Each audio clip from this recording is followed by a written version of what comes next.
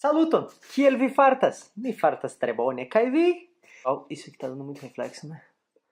Olha eu me vendo ali. Tá, de repente assim é melhor. Não, quem usa óculos sabe que não dá. Bem-vindo ao canal aqui e um vídeo então sobre uma coisa que eu gosto muito, muito, muito, muito de falar, que é Esperanto. Quem conseguiu entender ali a entrada, já viu sobre o que é, então nós vamos falar um pouquinho disso aí. Vamos conversar um pouco sobre essa língua e como que ela começou, qual é que é a história, se acabou, é coisa de louco, como é que foi. Ali no início então, né, foi um greetings, foi uma saudação, que é a saudação muito comum em Esperanto, saluton, e aí, beleza? Eu queria primeiro aí, a gente podia também fazer esse negócio, né, como é que fala? Bombar, sei lá, enfim, né, ter uma interação bacana aí com o pessoal. Esperanto.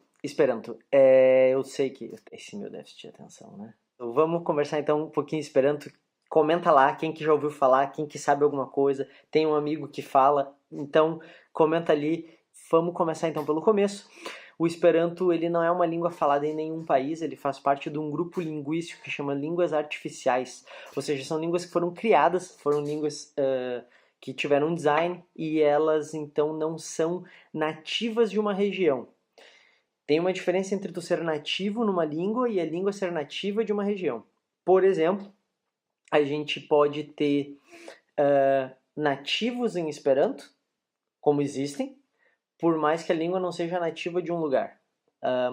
Tu ser nativo na língua significa que desde que tu cresceu, que tu aprendeu, tu cresceu com essa língua, então tu é um nativo nessa língua. Não foi uma língua que tu aprendeu.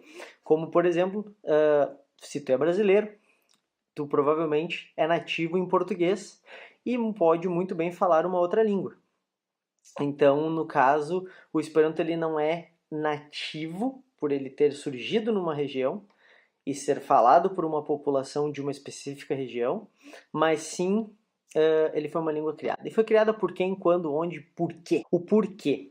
O porquê é que o criador, que é o Lázaro Zamenhof, ele morava numa região, hoje seria Varsóvia, né, na Polônia, ele era um polonês judeu, e ele então via muito problema de comunicação na cidade dele. Naquela época se falava aproximadamente 4 línguas, pelo menos, naquela cidade, e acontecia muito de ter várias brigas em função da língua. Tava ali 2 pessoas conversando, aí um terceiro passava, e então aqueles 2 ali que estavam conversando eram uma piada, por exemplo. E eles começavam a rir. E na hora que eles começavam a rir, esse cidadão passou, vinha de mal com a vida. O que vocês estão falando mal de mim? E eles, oi, o quê? E ninguém falava a mesma língua, nesse caso ali. Então dava muita confusão, gente tentando comprar e tal. E ele via muita briga e desunião. E ele era um pacifista nato, foi contra guerras, a favor de paz e tudo isso. E a ideia dele era então criar uma língua para ser uma segunda língua de todas as nações.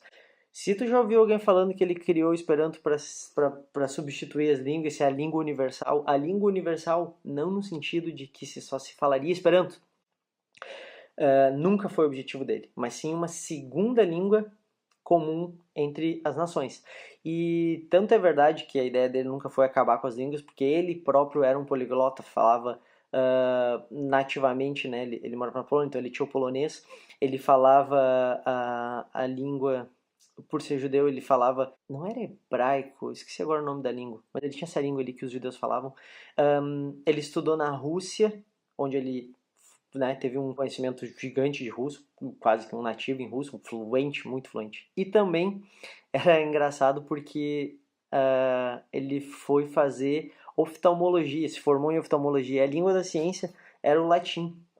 Então ele também falava latim. E aí foi aprendendo línguas durante o caminho e tudo mais, ele era apaixonado por línguas, ele era apaixonado por culturas e a expressão da cultura através de uma língua, então nunca foi ideia dele isso. Mas o objetivo então era ter uma segunda língua a todos. E ele então foi quebrando algumas barreiras linguísticas. nessa criação da língua dele. Mas assim, bem resumidamente, esse projeto que ele fez, alguns amigos já conversavam, quando ele foi estudar Rússia, o pai dele queimou todo o trabalho que ele tinha feito. Então, quando ele voltou, ele teve uma decepção muito grande. Mas a partir daí, e talvez já até mais estruturado agora, por ter convivido em outras línguas e tudo mais, ele então começou a dar o projeto para o Esperanto. Então, a primeira língua que ele criou agora tinha sido destruída e ele começou então nesse processo, porque a ideia nunca saiu da cabeça dele. E aí, em 1887, ele lançou a primeira versão, o primeiro estudo, né, da língua, e é engraçado porque a língua não tinha um nome, era Universala Linguo, que seria língua universal, na própria língua. E ele assinou com um pseudônimo, e o pseudônimo dele era Doctoro Esperanto. Como soa muito familiar para nós, era o Doutor Esperança. E em decorrência disso aí que se deu o nome da língua de Esperanto. Então por isso que a língua ficou com esse nome. Bem resumidamente, a história foi mais ou menos essa. Em 1905 teve um encontro de esperantistas e sim, teve muitas outras intenções de línguas criadas, mas o Esperanto continuou como a mais bem sucedida. E em 1905, então, foi o primeiro teste, porque as pessoas se comunicavam, muitas cartas, todo mundo, muita gente aprendendo, então teria agora o Encontro Internacional de Esperanto, Encontro Mundial. E aí, como que seria, né? Todo mundo chegar lá junto, será que a língua vai funcionar e tudo isso e tal. E na chegada lá tinha cartazes em Esperanto, o pessoal recebeu ele em Esperanto, todo o evento foi feito em Esperanto, e de lá para cá, então, esse evento acontece, já aconteceu muitas vezes, e hoje ele é anual, esse encontro. Até em 2018 agora eu pretendo ir, vai ser aqui em Portugal, se eu não me engano. Mas como eu tô morando em Dublin, vai ser aqui na Europa, então eu pretendo muito ir. O Esperanto cresceu muito, teve alguns problemas, porque cresceu muito rápido no início e depois teve dois breaks muito fortes. O primeiro foi na Primeira Guerra Mundial, que foi logo, né, na sequência do crescimento da língua. E ele ficou muito triste, o Lázaro, criador da língua, porque a ideia dele era buscar a paz e através da língua, né, as nações poderem conversar e tudo, e pá, Primeira Guerra Mundial. Mas foi legal porque depois da Primeira Guerra Mundial se criou a Liga das Nações Unidas, que posteriormente na Segunda Guerra Mundial virou a ONU, e lá foi votado para ser a primeira, ser a língua oficial o Esperanto, justamente por não ser de nenhum lugar. Mas os franceses na época, por quererem dominar e tudo mais e tal, brigaram e acabou que não foi. Veio a Segunda Guerra Mundial, o Hitler fez um programa contra Esperanto, e não, isso não é loucura da minha cabeça. Se alguém já leu Mein Kampf, eu não li, aquilo é muito grande, uma coisa que, enfim, não li. Mas está no Mein Kampf, tem as fontes muito fáceis de buscar na internet. O Hitler ele fala, inclusive no Mein Kampf, contra o Esperanto. Ele dizia que o Esperanto era uma língua criada pelos judeus que ia ser usada depois que eles dominassem o mundo. Hitler, né? Mas enfim, então foi muito complicado. O Esperanto ele teve muitos golpes fortíssimos. Porém, passado a Segunda Guerra, passado isso aí, a coisa continuou indo, avançando, até que com o advento da internet, isso facilitou muito.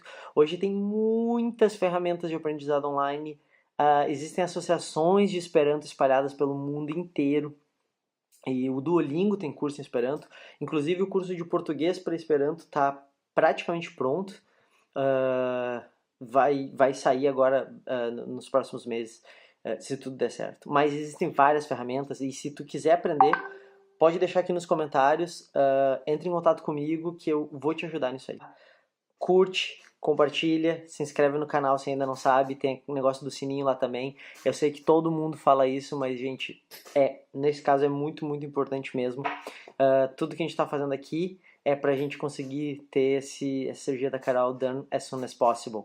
Quem quiser, tanto de livros, podcasts, sites, tem muita coisa, pessoal. Deixa nos comentários aí, a gente vai respondendo e vamos ficando em contato aí. Muito obrigado por esse tempo e, enfim, bota aí nos comentários se alguém quiser aprender mais, a gente faz outras aulas e faz outras coisas. Muito obrigado e até a próxima.